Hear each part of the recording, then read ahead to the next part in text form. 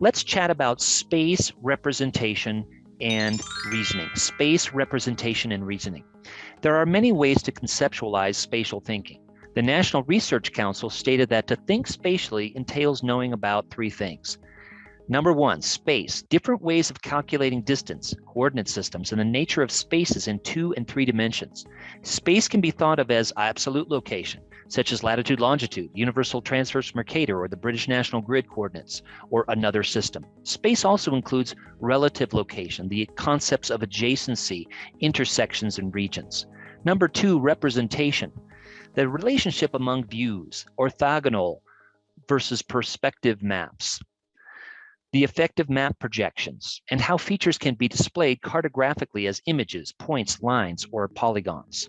And number three, reasoning, different ways of thinking about distances, great circle routes versus straight line map routes, for example, the ability to extrapolate and interpolate, projecting a relationship onto a graph into the future, estimating the slope of a hillside from a contour map, selecting a detour, and so on.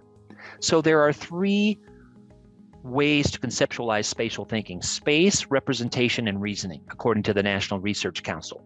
I define spatial thinking as the recognition, consideration, and appreciation, so recognition, consideration, and appreciation of the interconnected processes and characteristics among the atmosphere, lithosphere, hydrosphere, geosphere, anthrosphere or human sphere, and biosphere at a scale and time period appropriate to the phenomena under study. That's my definition of spatial thinking.